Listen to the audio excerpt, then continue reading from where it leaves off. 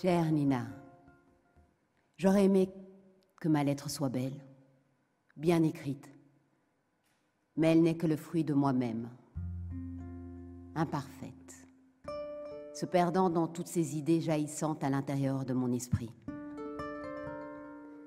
Je te propose donc un voyage dans ma tête, sans structure, où souvent j'y perds le fil. Comme dans ce monde, à l'image confuse, je n'arrive toujours pas à saisir la complexité et ces êtres qui le peuplent. Être trop étrange, rempli de contradictions constantes, irrationnel parfois et surtout rempli de haine. Plein de haine et de tristesse. Oui, des âmes tristes à leur en crever les viscères. Un monde qui nous fait douter, nous, jeunesse, d'un avenir meilleur. Espérant un jour pouvoir le toucher du bout des doigts, bien que continuellement rattrapé par cet avenir trop illusoire, on s'y perd, ne sachant où donner de la tête.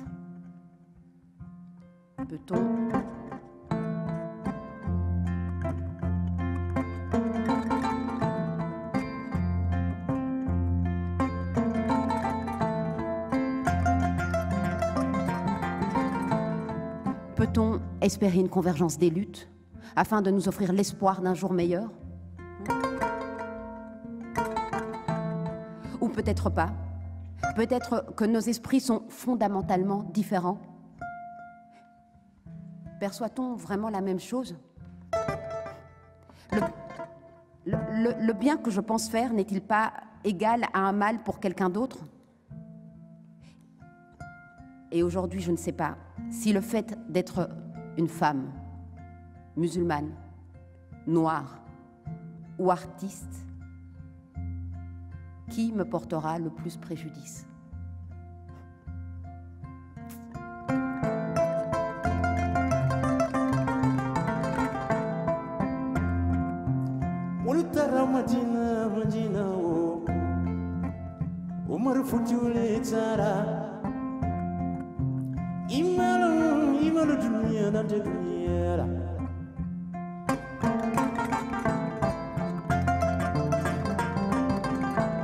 Mais ne sois pas trop accablé par cette lettre, Nina, car la jeunesse est là, militante et plus prête à se battre et à dire stop aux injustices que jamais auparavant.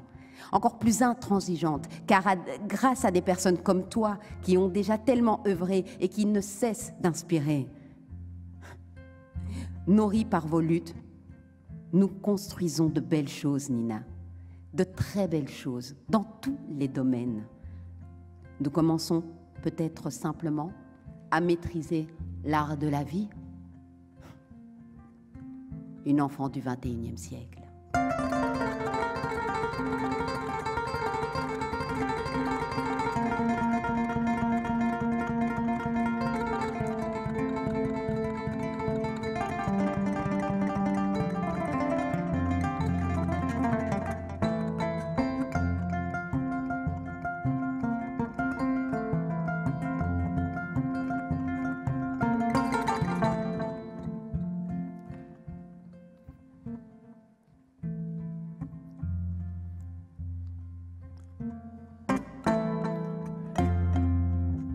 Écrire une lettre à quelqu'un qui ne peut pas répondre, c'est une occasion unique de dire un vrai « je t'aime », dans le sens où c'est un « je t'aime » qui n'attend pas de réponse. C'est une très belle occasion. Merci de me l'avoir proposé, Bwanga. Maintenant, lire cette lettre, c'est une autre affaire. Et je vais essayer.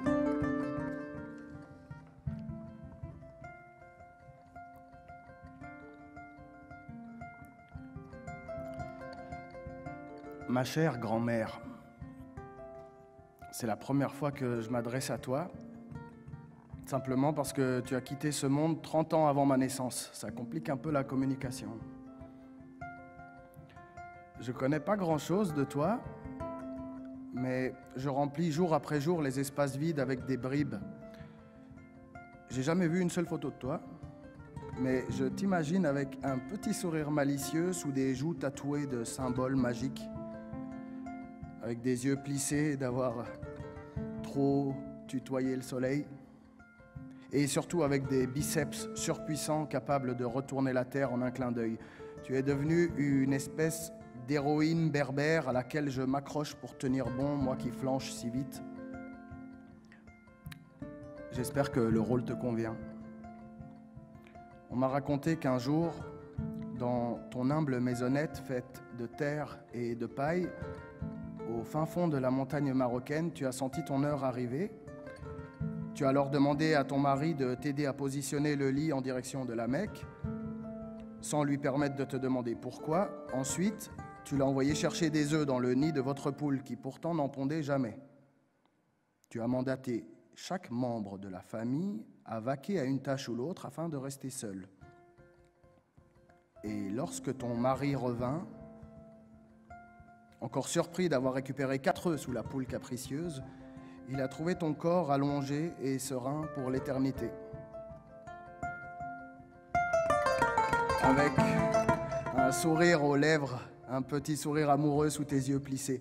Et cette histoire, transmise par mon père, m'a laissé l'image d'une femme sage et puissante. Tes tatouages et mon imagination ont fait le reste, et te voilà devenue mon héroïne. Ton fils, mon père, dit aussi de toi que tu étais capable de tenir ton regard droit face au monde, que tu ne sourcillais pas face aux épreuves, que tu savais partager ta force et ta joie à tes proches, que tu étais capable de les rassurer alors même que tout s'écroulait autour de vous. Il faut dire que mon père ne raconte jamais que le positif autour de nos morts. Mais j'ai insisté, encore et encore, et il a fini par me donner d'autres détails, d'autres informations sur toi, mon héroïne. Il m'a dit que lorsque tu étais seule, ou du moins que tu pensais l'être, tu t'asseyais sur ce qui vous servait de lit et tu regardais dans le vide pendant longtemps, très très longtemps. Et quand quelqu'un entrait dans la pièce, tu t'empressais de passer à autre chose, de mettre de côté ce qui te préoccupait pour être avec l'autre. Mais dis-moi, grand-mère, qu'est-ce que tu regardais dans le vide? Est-ce que tu rêvais? Toi qui as vécu dans ces montagnes arides, avec un ciel si sec qu'un cactus s'est pendu, avec un ciel si brûlant qu'il fait l'humilité, avec un sol si épuisé qu'il faut lui pardonner, tu as dû te séparer de tes enfants pour leur donner une chance face à une sécheresse mortelle qui creusa vos estomacs et vos espoirs durant tant d'années. Pour survivre, on les enverra garder des troupeaux, loin de toi, contre le gîte et le couvert, mais surtout contre ton gré. C'est l'histoire d'une famille, la nôtre, déchirée par de terribles conditions de vie. Vous avez dû faire des choix, en assumer les conséquences difficiles. Et mon père a d'ailleurs grandi sans parents. Mais dis-moi, grand-mère, qu'est-ce que tu as fait de tes rêves pendant cette période? Est-ce qu'ils ont eux aussi séché? 20 ans après ta mort et 20 ans avant ma naissance, Gabriel García Márquez, un de mes auteurs préférés, nous raconte dans son livre comment le village de Macondo a été confronté à une plaie opposée et pourtant curieusement proche de celle à laquelle vous avez dû résister. Des pluies diluviennes qui, durant des années, tombèrent du ciel sans discontinuer. Au début, le peuple lutte, tente de vider heure après heure les habitations de ces imposants volumes d'eau. Puis, le temps passant et l'abnégation faisant son entrée, les habitants, les habitantes se mettent à vivre avec, arborant même le bleu aquatique de leur peau sous les flots incessants. Gabriel écrit « L'atmosphère était si humide que les poissons auraient pu entrer par les portes et sortir par les fenêtres, naviguant dans les airs d'une pièce à l'autre. Personne n'aurait pu deviner combien de temps ça allait durer, et même les plus optimistes ont accepté l'idée que cela durerait pour toujours. Gabriel, lui, en a écrit un chef-d'œuvre, un cri contre la solitude qui s'appelle justement « 100 ans de solitude ». Je te prêterai bien le bouquin si c'est possible un jour. Et si je te parle de ça, grand-mère, c'est parce qu'aujourd'hui, c'est sur nous qu'une plaie s'abat. Un virus si généreux qu'il passe d'une personne à l'autre avec une rapidité telle qu'on aurait beaucoup à apprendre de lui s'il n'était pas si dangereux. Ça fait bientôt plus de 8 mois que nous jouons au chat et à la souris avec cette chose qui nous dépasse. Nous avons vécu des journées entières qui refusent de bouger, des mois qui défilent à l'horizon comme si on avançait au ralenti, et nos prières murmurent toutes intimides « S'il vous plaît, que ça avance, que ça passe, que ça finisse ». Et pourtant, ça reprend de plus belle. Les catastrophes s'enchaînent donc au-delà des époques et de la géographie, au-delà de la fiction, du réel, et nous ne pouvons rien y faire. Nous sommes minuscules. Par contre, c'est à nous qu'il revient d'écrire la façon dont nous voulons la vivre. Et c'est à nous qu'il revient de ne pas laisser nos rêves prendre l'eau.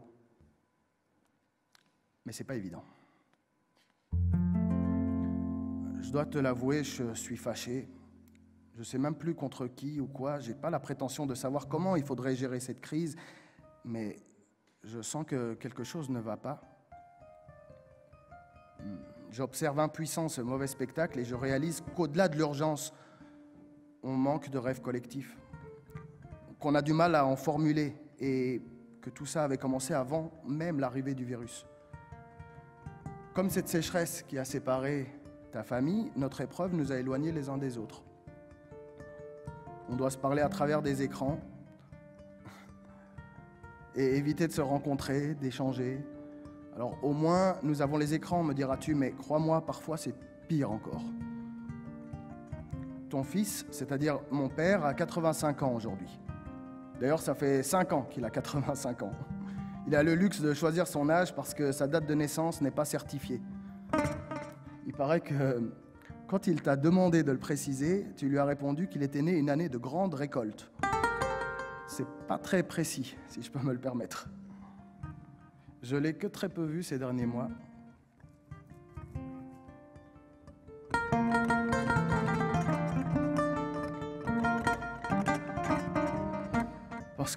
Parce que j'ai peur de le mettre en danger.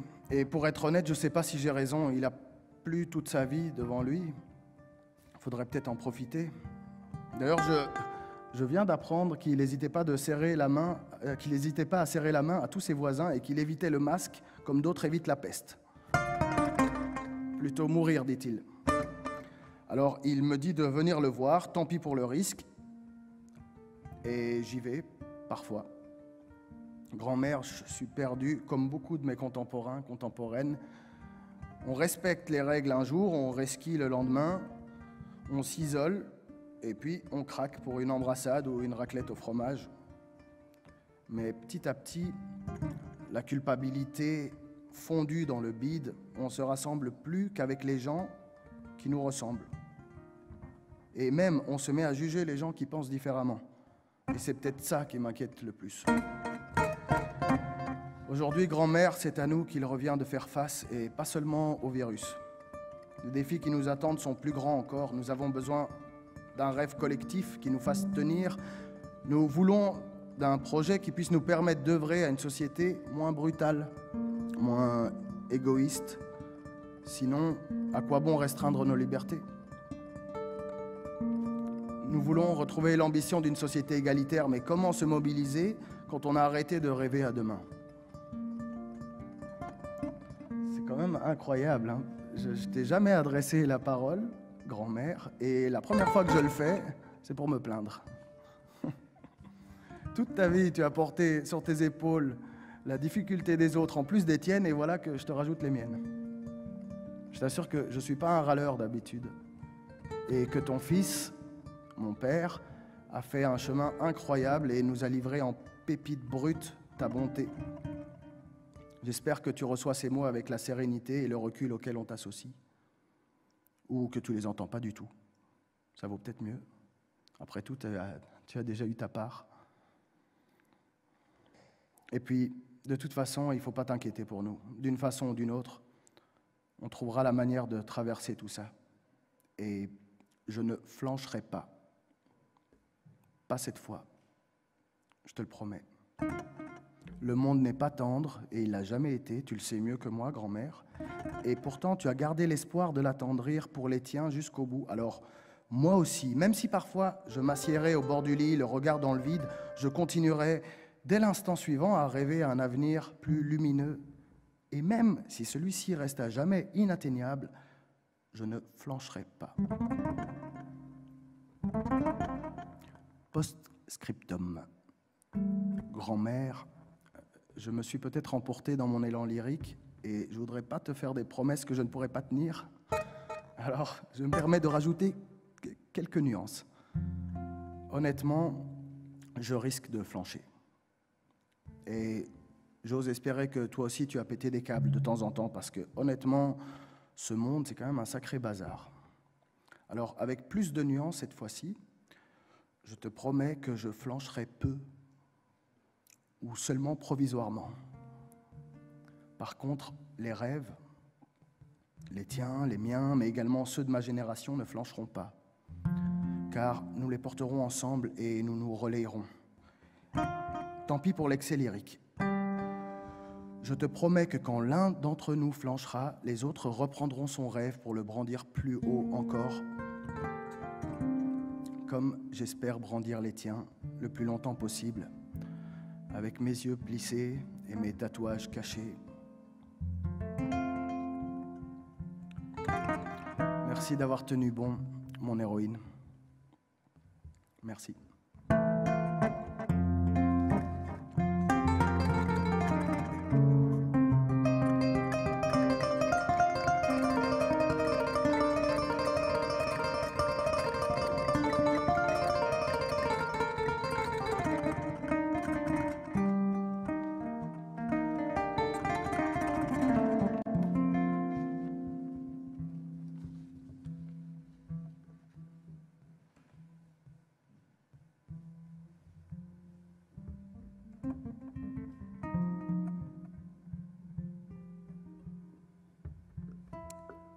Je suis très honorée d'avoir été choisie pour participer à cette première initiative en hommage à des figures, des héros, des héroïnes noires. Heureuse d'avoir pu choisir une personne qui a marqué mon enfance et ma vie d'adulte. J'ai nommé le prince Louis Rwagasore, fils du Mwami, roi Mwambutsa IV. Bien sûr que d'autres auraient été plus à même d'en parler, mais je suis flattée en même temps d'évoquer à ma manière ce personnage dont les écrits gagnent à être connus, car intemporels tant par les valeurs qu'ils véhiculent que par la marque profonde qu'ils ont laissée et laissent encore à des générations de Burundais. Beaucoup s'étonneront que je n'ai pas pris une femme. Non que je sois réputée pour être une féministe pure et dure, mais j'avais envie de parler de lui, de me prêter à cet exercice, car peu le connaissent en dehors des Burundais, mais surtout parce que dans ce brouillard cyclique de violence et d'incompréhension que le Burundi traverse depuis des années, parler de lui me réconforte et me fait espérer un avenir meilleur, un avenir pour lequel le prince Louis Rwagasore s'est battu pour jusqu'à y laisser la vie.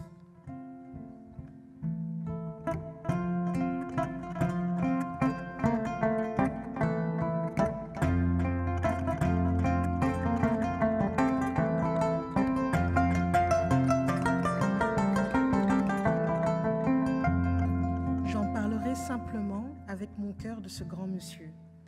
Ce n'est pas un exposé d'académicien et je n'ai pas la prétention d'en faire un. C'est juste l'histoire du prince Louis, oui de toi, prince du pays des mille et une collines. On s'est rencontrés assez tôt, cher prince, mais tu ne le sais pas. En effet, je suis née le 12 octobre et d'aussi loin que remonte ma mémoire, le lendemain, le 13 octobre, a toujours été un jour férié.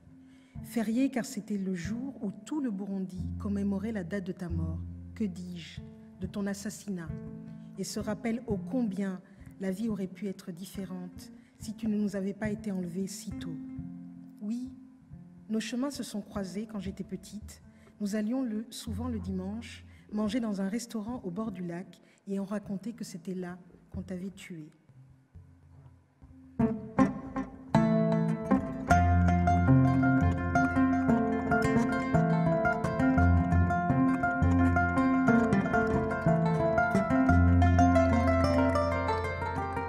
En effet, d'une colline à l'autre, ton nom résonne comme un écho. Ton discours du 20 septembre 1961 est toujours rediffusé à cette époque sur les ondes. Prince de cœur, tu l'étais, et tu le seras à jamais dans le cœur des Burundais. Toi qui avais tout, qui étais prince, qui disposais de privilèges de par ta naissance, de par ton statut, tu aurais pu te contenter de laisser les choses suivre leur cours, mais non. Quelque part, ton destin était tracé. Le virus de la liberté, de l'indépendance, d'un peuple libre, fier et fort te ténaillait. On échappa à son destin, dit-on. Tu étais un visionnaire, déterminé à faire du Burundi un grand pays, déterminé à voir le Burundi devenir indépendant. Une indépendance que la Belgique, à qui avait été attribuée la tutelle du Rwanda-Urundi, devait préparer sous la surveillance des Nations Unies.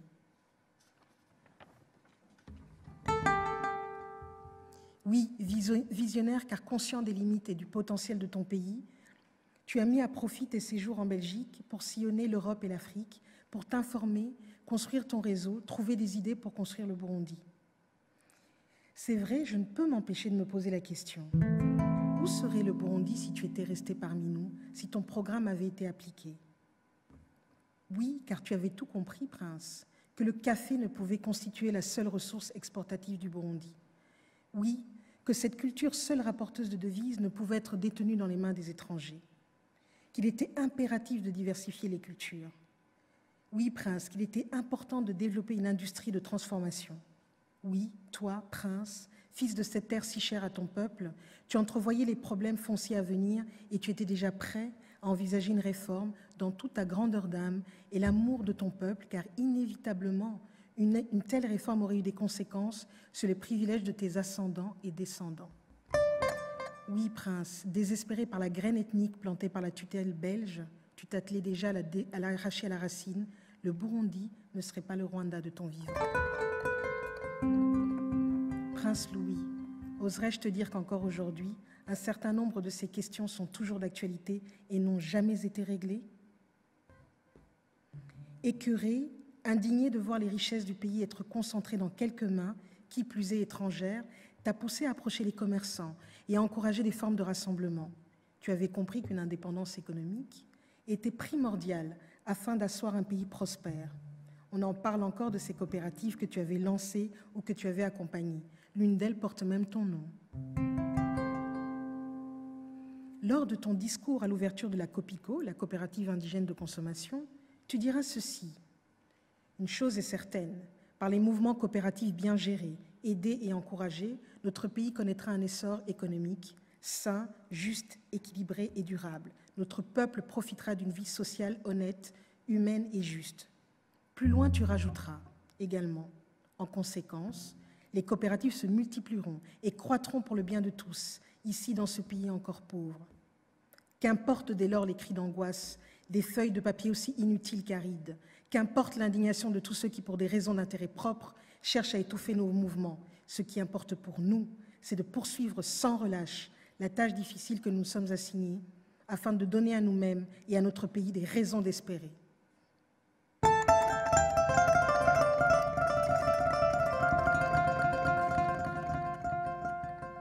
La tutelle belge t'a combattu, Prince, par tous les moyens possibles. Non content de t'affubler d'une réputation de paresseux, de dilapideur lorsque tu cherchais des investisseurs à l'étranger, ils ont même essayé de monter ton père contre toi. Pauvre prince, toi qui avais foi en la personne humaine, point de rancune en toi, et persuadé que pour faire grandir ce petit pays, chacun avait sa place, dans un de tes discours, tu diras « Je veux et je cherche uniquement à servir mon pays, et cela personne ne peut m'en empêcher ou me le reprocher. Je suis ni contre les Blancs, ni contre les Belges, ni contre les étrangers établis dans ce pays. Je respecte trop les sentiments hospitaliers de ma race. Mais je suis, je l'ai dit et le dirai encore, contre une administration qui, pour moi, si elle continue résolument et je dirais cyniquement ce qu'elle est en train de faire, ratera sa mission, comme soyons francs, elle l'a raté au Congo et au Rwanda. Paroles glaçantes et combien divinatoires. tu avais compris, Prince Louis, que pour construire ce pays, il fallait aller au-delà de nos différences exacerbées à dessein par les Belges. Pour toi, il n'y avait qu'une nation, qu'un peuple Murundi. À un prêtre défroqué belge, Maus, qui venait de semer son venin ethnicisant au Rwanda et qui se préparait à faire de même au Burundi, tu diras: une chose est certaine, monsieur Maus, il existe un problème dans le pays, celui des petits et des faibles, et ceux-là n'ont pas de race. Qu'ils soient nobles d'origine, Hutu, Tutsi ou toi, ils sont avant tout de la race des prolétaires, des ignorants et des pauvres gens. Donnons à tous une chance, un droit à s'élever, à s'émanciper, sans distinction de race. Ainsi, nous aurons mérité du Burundi.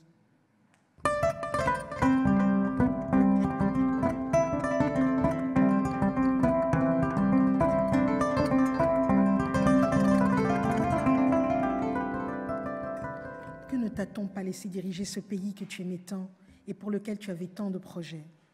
Les tentatives de te museler, de t'empêcher de participer aux élections communales de fin 1960 en te plaçant en résident surveillé n'ont pas entaché ta détermination, bien au contraire. Ton parti perd ces élections-là, quoiqu'en arrivant deuxième après le PDC. Fort de cette victoire, la tutelle te relâche en t'enjoignant de ne plus faire de politique. Mais il est trop tard. Cette dernière épreuve t'aura convaincu plus que jamais du bien fondé de ton combat. En septembre, les élections législatives sont remportées par l'UPRONA, ton parti, le parti d'Ebadi Sagahana, avec 58 sièges sur 64. Ton père, le roi, te nomme formateur du gouvernement et tu deviendras Premier ministre. Ton discours prononcé au lendemain de la victoire démontre de ta hauteur et la conscience aiguë de l'immense tâche qui t'attendait et surtout la conviction que tu étais d'abord et avant tout au service de tous les Barundis. Tu diras notamment ceci: mais le vainqueur et le perdant sont tous des Barundis, membres de la famille nationale, enfants d'un même Mwami. Le Burundi a besoin de tous, quelque parti politique ils appartiennent. C'est pourquoi, mes chers compatriotes, la victoire électorale d'aujourd'hui n'est pas celle d'un parti. C'est le triomphe de l'ordre, celui de la discipline, de la paix, de la tranquillité publique. Car sans autorité forte, aucun pays ne connaît l'ordre, la paix, la tranquillité. Sans autorité, point de progrès. Tu feras également preuve de hauteur, de grandeur envers les étrangers en rajoutant: par conséquent, les hommes qui se permettront de décourager ou d'importuner les étrangers ou les adversaires politiques, sous prétexte de la victoire du Parti nationaliste, seront considérés comme des ennemis de la patrie et seront punis de manière exemplaire.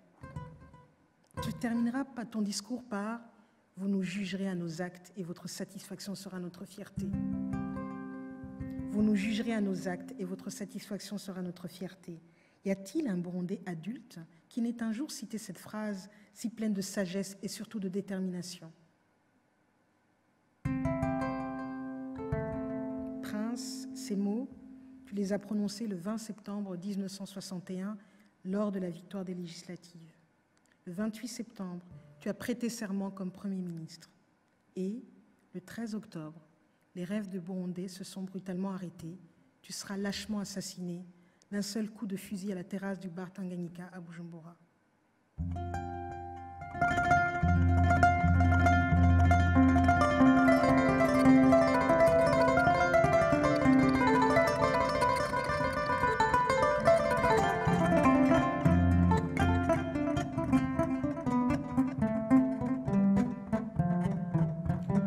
En me replongeant dans tes écrits, Prince, je me dis que tout est là et qu'il nous a souvent manqué des hommes politiques de ta trempe et à la hauteur des défis du Burundi.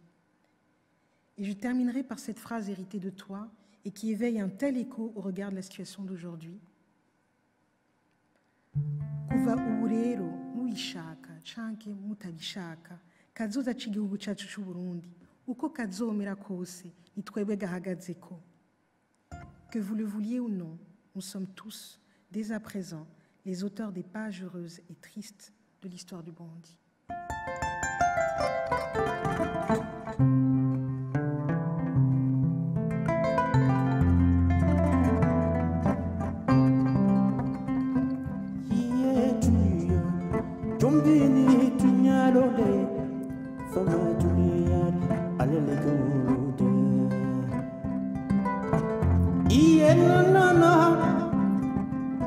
Wallahi dunia de tamte dunia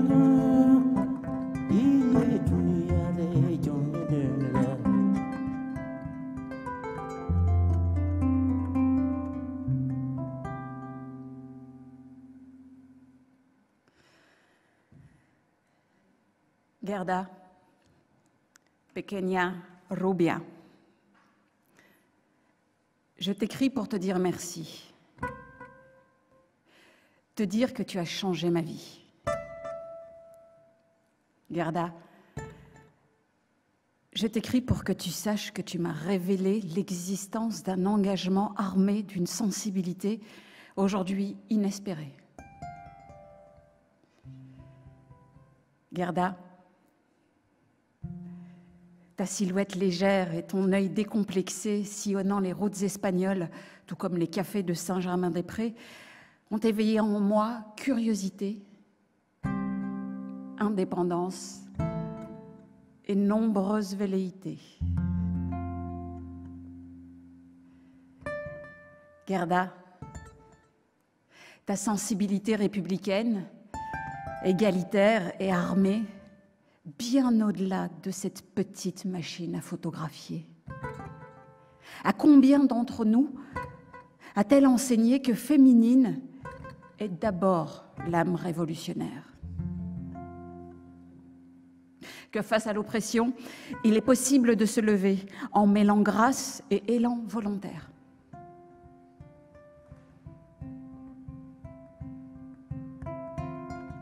Gerda, si souvent derrière la renommée de ton amoureux, ton œuvre effacée, politique, sensible et déterminée, c'en était trop à la fois pour contenter les gardiens de la bienséance et de l'histoire institutionnalisée.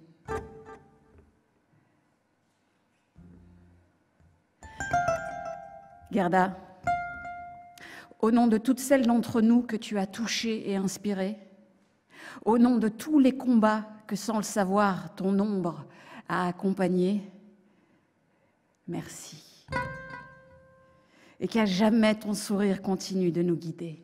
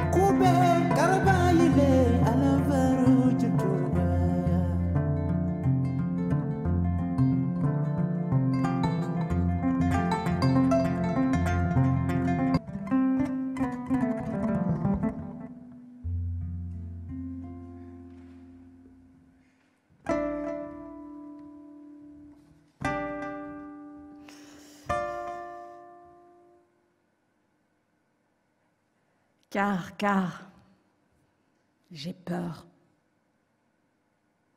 Avant, j'avais peur de tout, de rien. Et avant tout, j'avais surtout peur d'avoir peur. En ce moment, j'ai peur. Vraiment. J'ai peur du déni d'ignorance. J'ai peur du chien qui hurle sous les toits. J'ai peur du corbeau qui tape à ma fenêtre. J'ai peur des suppositions, des contradictions, des conversations. J'ai peur de respirer, de parler, de toucher. C'est vrai. Je n'ai plus peur d'avoir peur. Passer le cap de la torpeur, de la stupeur, il ne reste plus que la terreur. Fini les chants, fini les pleurs. Il ne reste plus que les adieux secs, pleins de froideur. Fini les danses, fini la candeur. Il ne reste plus que d'odieux directs, pleins de tiédeur. Je me suis laissée attraper, sans trop vraiment résister. J'ai honte, c'est la vérité. Je me suis laissée avaler, sans trop pouvoir l'éviter. J'ai honte, et c'est mérité. Avant, j'avais honte d'avoir peur, ou la peur d'avoir honte.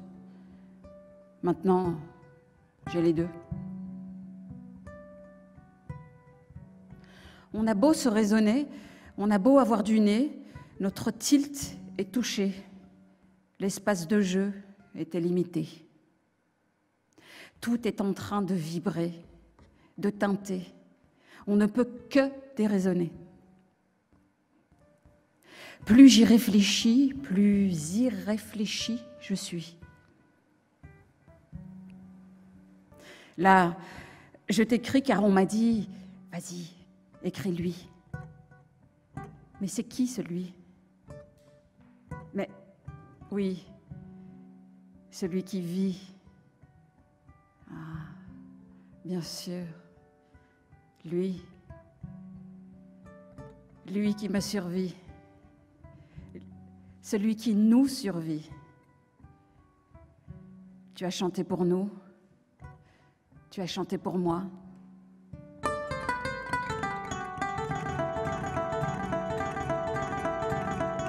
Alors me voilà, empli d'émoi. Je viens vers toi, Carcar, pour te dire que j'ai peur. Donne-moi ta voix, donne-moi ton espoir, car j'ai peur. J'ai peur. J'ai peur, vraiment.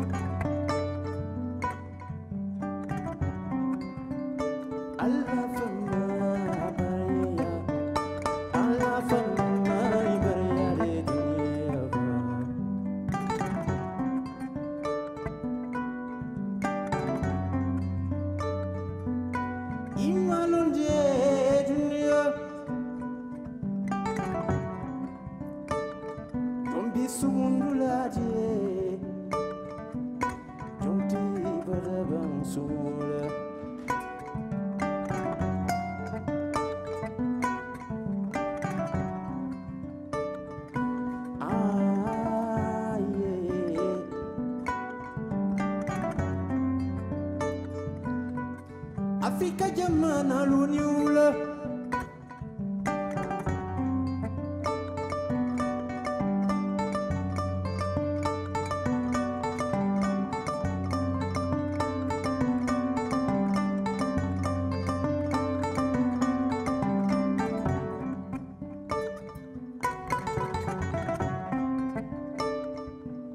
wallahi dunia tante dunia lava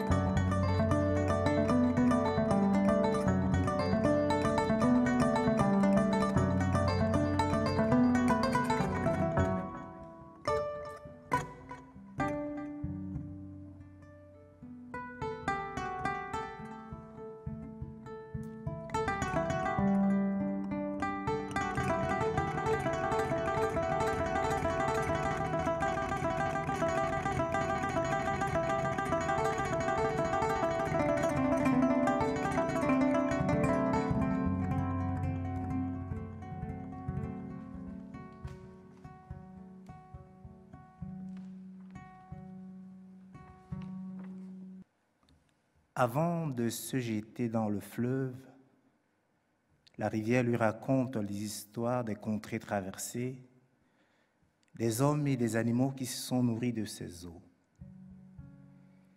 Et abreuvé de toutes ces histoires, doucement et l'âme en paix, le fleuve coule, se jeter dans la mer pour devenir goutte infinie dans un océan sans fin. Cher Bwanga, j'espère que tu vas bien et tiens debout en cette période de seconde vague du corona. Avec toutes les incertitudes qui accompagnent cette situation qui a déjà fait et continue à faire beaucoup de mal dans plusieurs secteurs et en particulier dans le secteur culturel. Mais comme en toute période difficile et incertaine, c'est en avançant qu'on tient debout. Et en temps de guerre, c'est deux mains qui tiennent les soldats au front, parce qu'ils sont habités par l'espoir d'écouter les chants d'un jour nouveau.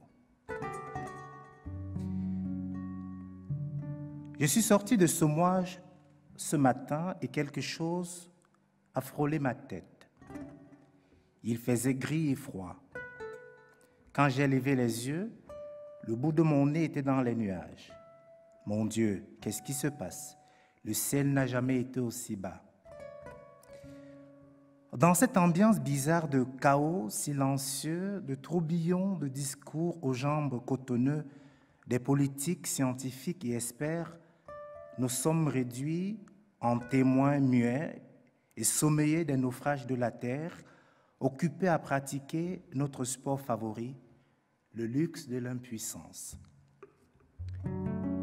J'ai décidé de marcher un peu, marcher comme si je fuyais quelque chose. Marcher pour ne pas rester sur place, marcher pour essayer d'avancer, marcher, marcher, encore marcher jusqu'aux confins de moi-même. Marcher pour respirer autre chose que les confis de mon appartement moisi, marcher pour donner des ailes à mon âme ankylosée. Marcher pour respirer, Marcher pour se remplir les poumons d'un peu d'oxygène mélangé à l'ozone, au soufre et à l'ammoniac. Je tousse et je toussaute kosso, kosso. Je gratte ma tête en toussautant kosso, kosso. Je me racle la gorge en sautant kosso, mais toujours marcher, kosso, kosso, marcher. Marcher pour se vider la tête vide, pour se vider le corps vide, pour se vider l'esprit du cauchemar corona dans lequel on est trempé comme le pain dans du vinaigre. Marcher pour me dépolluer la tête vide et vidée. Marcher pour me détromper de Donald qui a réveillé les vieux démons jusqu'alors endormis dans les geôles de notre conscience. En achalandant sur son comptoir ses produits favoris, et certains en raffolent. Racisme, sexisme, trompisme, et tous ceux terminant en isme. Xénophobie, homophobie, islamophobie, et toutes les phobies jusqu'aux enfants en cage de Mexicains clôturés. Ils marchent, ils ont marché, marché le long des rivières, marché le long des rues, dans la forêt, marché, sac sur le dos, enfant en main, marché. Marcher jour et nuit, sous le soleil et sous la pluie, marcher contre vent qui soulève les marées, marcher jusqu'aux frontières de l'humanité. Marcher, marcher, marcher. Des humains traités en barbares, des colonnes de barbares, des files de réfugiés voleurs de notre travail. La torpeur monte, ils arrivent, protégez-vous, fermez vos portes, fermez vos cœurs. They are all shit, crie-t-il trompistement, en les jetant en pâture à la droite suprémaciste américaine, qui a soif du sang de ceux qui ne sont jamais assez entrés dans l'histoire, du sang de ceux qui n'ont jamais exploré le ciel, du sang de ceux qui ont tout perdu, du sang des victimes de nos politiques inhumaines qui prédatent l'homme, du sang des races inférieures qu'il faut écraser et exterminer dans le sang. Le jamais plus ça n'était qu'une phrase sur un bout de torchon. L'histoire se mord la queue jusqu'au sang. Shit, shit, they are all shit. Shit Haïti, shit contrée. Shit République démocratique du Congo, Gabon, Guinée, shit, merde. Cameroun, Rwanda, Burundi, Angola, merde, shit. Maroc, Tunisie, Algérie, Égypte de merde et tous les pays de merde africains, tous de la merde. Marcher. Marcher pour se décontaminer l'esprit des images d'hier soir. 71 millions de voix, putain, 71 millions d'hommes et de femmes névrosés qui ont perdu le sens de la réalité, qui ne savent plus penser par eux-mêmes, accrochés et s'abreuvant de sordide. Shit, ils crient, shit, ils dansent, shit, ils chantent, shit, ils se délectent du bilan économique, de son bilan économique. Shit. Hitler, en son temps, avait un bilan économique très bon. Shit. On peut tout lui pardonner. Shit. Même les chambres à gaz. Shit. L'histoire se torche la queue avec le torchon du jamais plus ça. Shit. Et nous, spectateurs muets et dindons de la farce. Shit. Shem. Shem. Shem. Honte. Honte. Et sonne. Shem. Et sonne. Honte. Quand les hommes n'ont plus honte, shit, shem, parce qu'ils sont nés avant la honte, et sonne. Un homme est dangereux lorsqu'il n'a plus honte, shem, honte, et sonne. Ma mère, que dira-t-elle? Ma mère, que dira-t-elle si je lui raconte ce qui se passe, la réalité que je vis, d'où je vis? C'est d'abord dans notre cœur qu'on donne la place à l'autre avant de lui donner une place dans notre maison, dans notre pays et dans le monde. Nous grandissons un peu à l'image des erreurs de ce monde. J'aimerais revenir petit pour continuer à entendre et à croire que demain sera un autre jour, un jour beau et plein de soleil pour tout le monde. L'histoire s'est mordu la queue et ça pisse du sang partout, partout, partout. Ça pleure. Les pleurs, les cris et les bruits d'hier sont les mêmes qu'aujourd'hui. Ça pleure. La guerre est devenue chirurgicale et se gagne dans les airs et plus dans les tranchées. Ça pleure. La guerre d'information fait rage. Ça pleure. Les drones ne manquent jamais leur cible, ça pleure. Ils survolent nos jardins et nous parlent même. Restez chevaux, ça pleure partout. Putain, en Libye, ça pleure. Ça pleure. La vente d'esclaves est retransmise à la télé, en direct, ça pleure. Et le monde dort. Ça pleure à l'est du Congo. On pille, on tue, on génocide, ça pleure. Dans chaque coup de fil que nous recevons, il y a les cris d'une femme violée au Congo. Ça pleure. Au Cameroun, ça pleure. À Kumba, les enfants massacrés dans une classe, ça pleure. En Syrie, ça pleure. Au Yémen, ça pleure. Dans le Haut-Karabakh, ça pleure. En Palestine, ça pleure, ça pleure, ça pleure, ça pleure.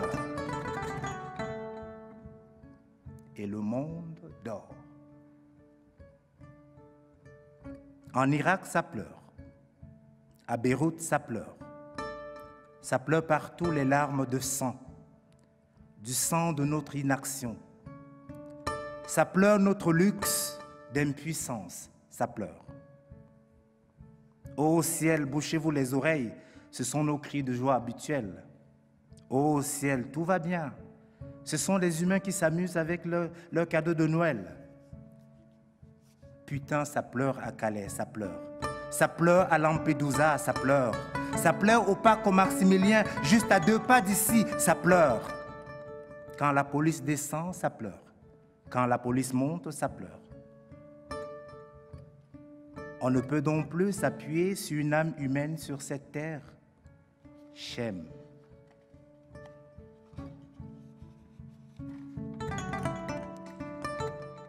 C'est beau 2020.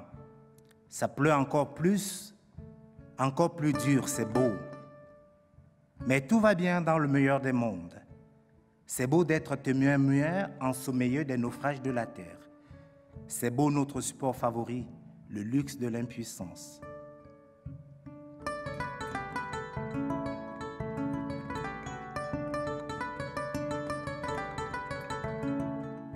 Ma mère, que dira-t-elle si je lui raconte ce qui se passe, la réalité que je vis d'où je vis?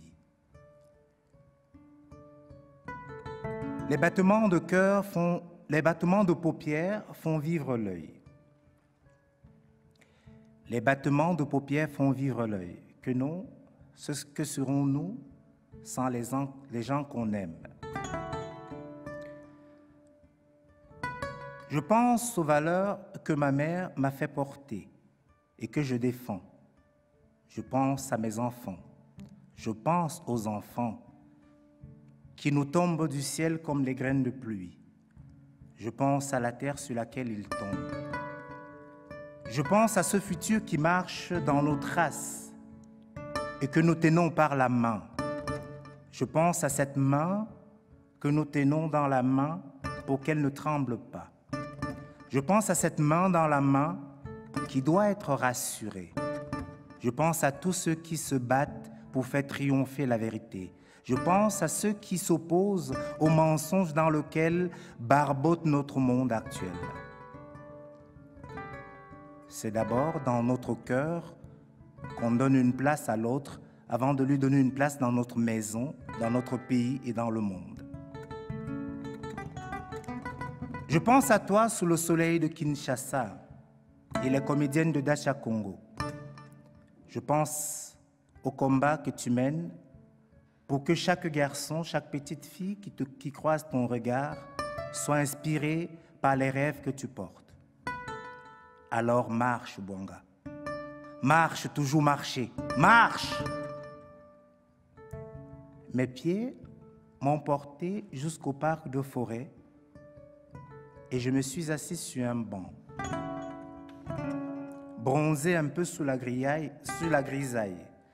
Bronzé un peu sous la grisaille. Il faut se contenter de ce que le ciel nous donne.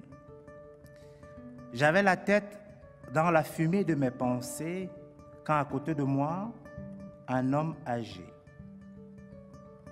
Nous avons échangé des sourires comme 2 amis. Nous avons ri comme 2 frères. Nous avons causé de la vie, de la beauté, les ailes de la vie, l'âme de la vie.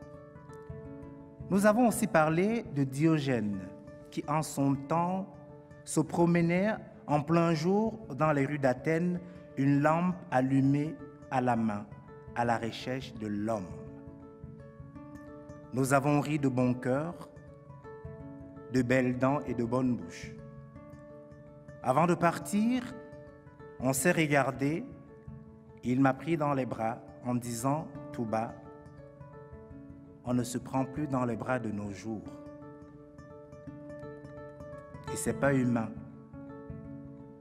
Et il a ajouté,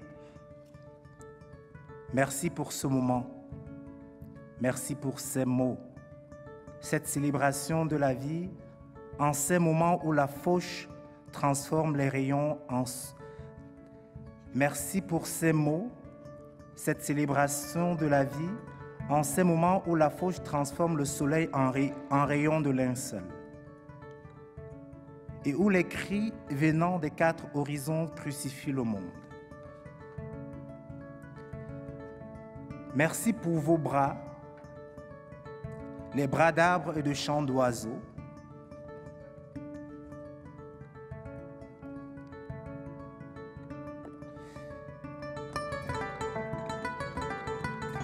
Merci pour vos bras, les bras d'arbres et de chants d'oiseaux qui s'ouvrent et nous invitent à la fête de la vie libérée. Et il est parti.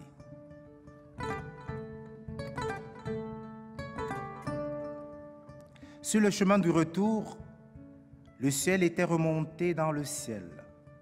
Et dans ma tête, les paroles de mon ami du banc qui avait perdu sa femme pendant la première vague.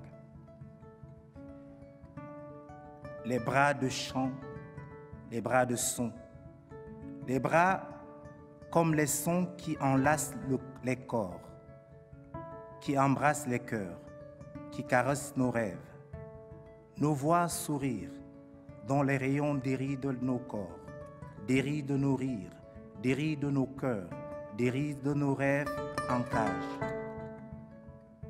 dérident nos âmes ankylosées par le confinement. Bras, mots, sons, corps, cœur, âme, rêve, rire, déconfiné. C'est d'abord dans notre cœur qu'on donne une place à l'autre avant de lui donner une place sur un banc. Il faut tenir haut la flamme de l'espoir pour qu'elle ne s'éteigne pas.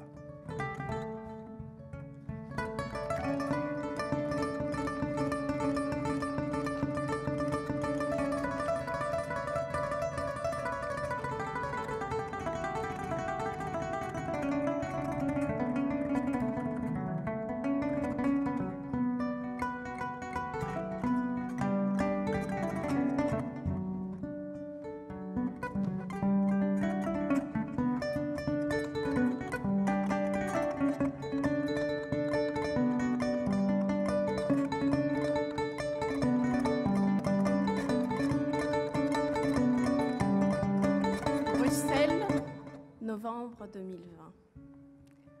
Angela Davis. Je connais ce nom depuis si longtemps que je vais te tutoyer. Non pas comme l'on tutoie ses pairs, mais plutôt de la manière dont on adresse les personnes que l'on aime. Une intimité pleine de déférence, comme si tu étais une tante. Une tante que l'on aime et admire en même temps.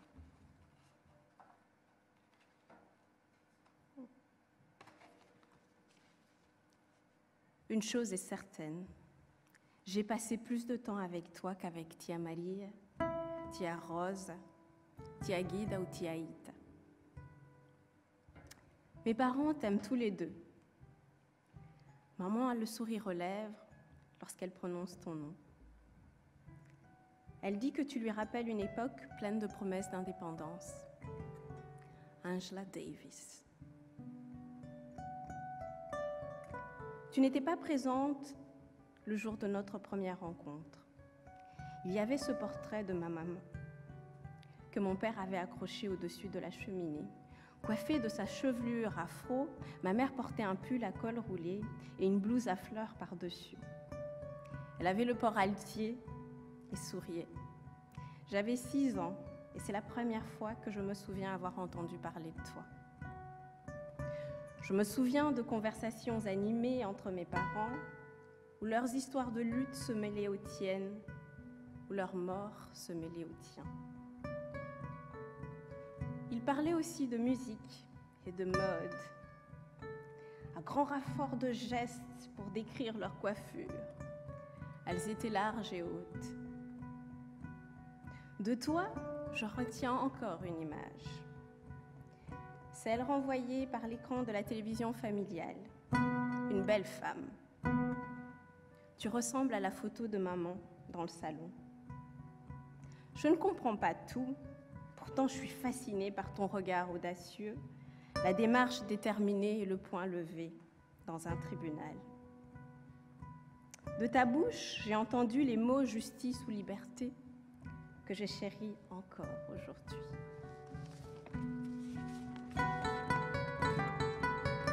De tout ceci, et avec tout le respect que j'ai pour toi, permets-moi de te dire, comme les autres femmes de ma famille, tu es une effrontée. Tu m'as appris que les rêves de justice ne sont pas une utopie, mais un idéal que l'on poursuit sans relâche ni vergogne. Mon père m'a appris que les héros peuvent être des femmes, et tu m'as démontré qu'elles sont vivantes. Tu incarnes les rêves d'émancipation d'une génération, ceux qui me permettent de marcher la tête haute et ne jamais me trouver orpheline. Cela, quand je m'élance dans le monde, les gens ne le savent pas. C'est notre secret. À bientôt.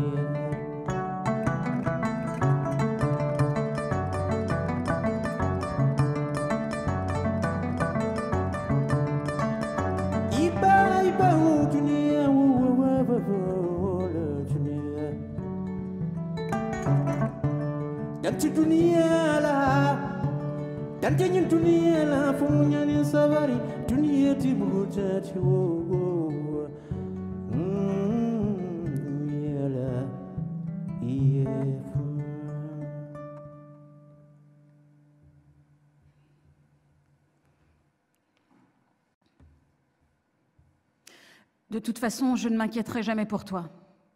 Tu as une pulsion de vie qui te fera traverser toutes les épreuves. Je ne m'inquiète pas pour toi. Je ne me suis jamais inquiétée pour toi. Voilà. C'était lâché, sorti de nulle part. Comme de coutume, on s'était vu cet après-midi-là. Comme de coutume, j'avais râlé. Comme de coutume, la colère, l'éternelle insatisfaction faisait son œuvre. Et elle, comme toujours, était restée à l'écoute. Et comme toujours, elle avait conclu le bazar en 2-3 phrases lapidaires qui coupaient court à toute polémique et qui disaient, comme toujours, son amour. Et comme toujours, elle tapait juste. Elle ramenait inéluctablement l'église au milieu du village.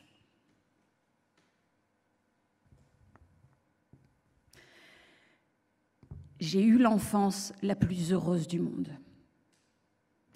Je l'ai toujours pensée et je l'ai toujours formulée comme telle. Rien de moins. L'enfance la plus heureuse du monde.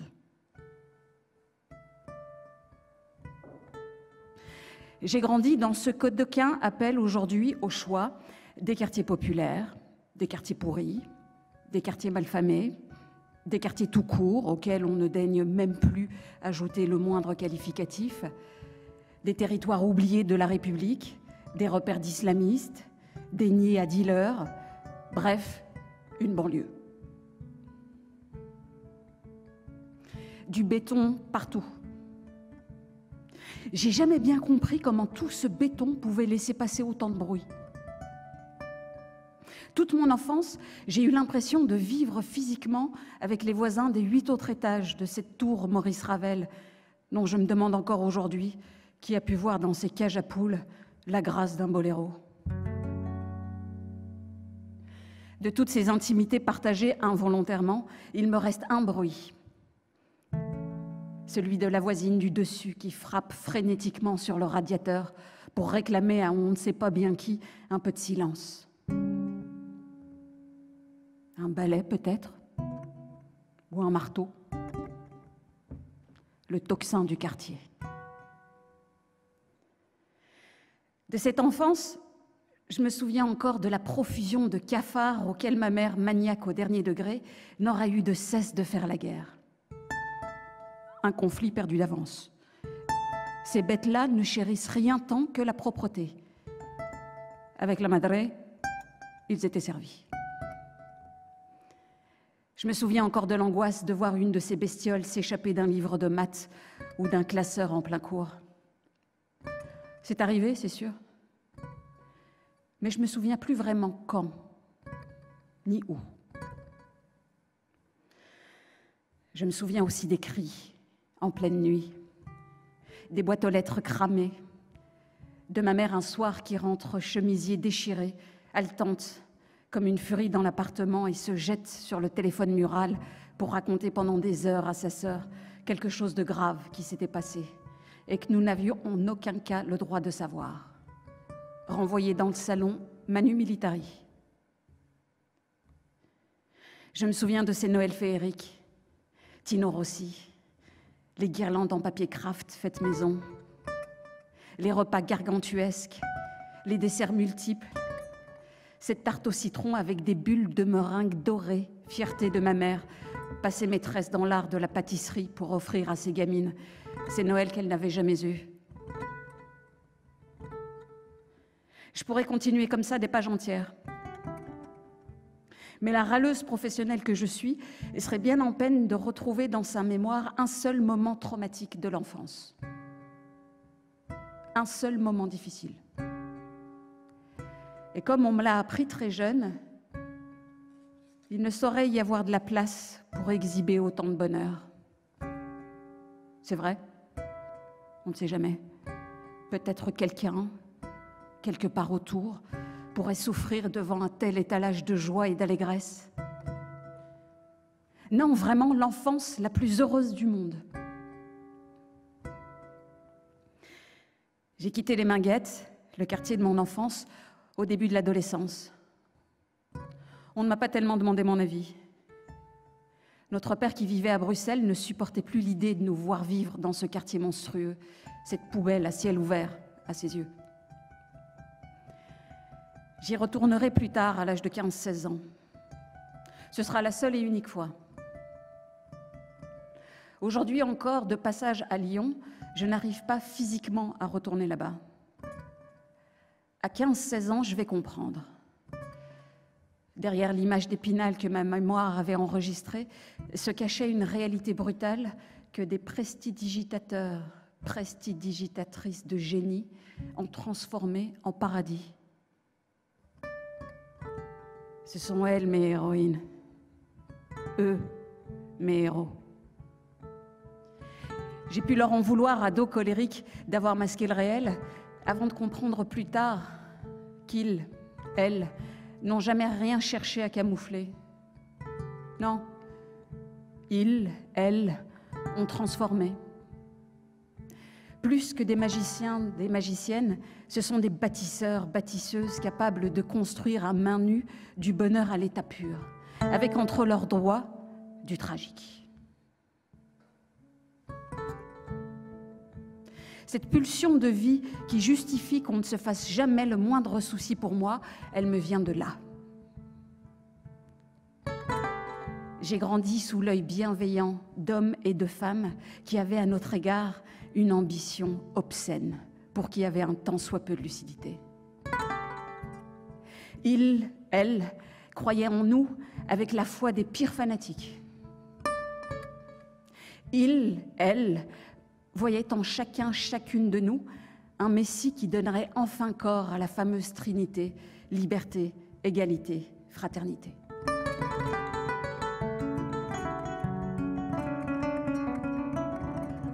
Que les usines ferment les unes après les autres, laissant sur le carreau des milliers, puis des dizaines de milliers, puis des quartiers entiers, ça n'a jamais atteint leur conviction, que du contraire. La misère, le chômage structurel, les arrivées de nouveaux exilés, la fuite de la classe moyenne, la résignation progressive des autorités politiques, leur complaisance, les commerces qui ferment les uns après les autres pour laisser la place au deal, seul business qui semble trouver son bonheur devant tant de précarité et d'impuissance. Rien de tout ça n'a jamais semblé à l'époque, et devant nous en tout cas, les faire douter. Non, définitivement, nous étions les élus. L'avenir, la jeunesse, celle qui devrait, c'est sûr, affronter bien des épreuves, mais qui offrirait aussi à ce pays une multiplicité de ressources insoupçonnées. De la niaque, de la vanne, cet humour désespéré qui empêche de sombrer définitivement. Dans les yeux de ces héros, héroïnes, une ambition folle pour nous. Une ambition qui confinerait presque à une forme d'arrogance. Cette ambition, c'est mon carburant aujourd'hui encore. Cette défiance que certaines croient détecter dans nos yeux sombres, ça n'est rien d'autre qu'une ambition dévorante. La conviction qu'on n'est pas plus con, pas plus conne qu'un ou une autre. Et que malgré la liste interminable des raisons plus ou moins valables qui vous feront dire non avant même d'avoir négocié, on ne bougera pas d'un cil. Armure. On prendra racine partout où il le faudra. Même et surtout sans y avoir été conviés. Grossiers, mal élevés que nous sommes aux yeux de certains, certaines. Squatteurs, squatteuses, ambitieux, ambitieuses par nécessité.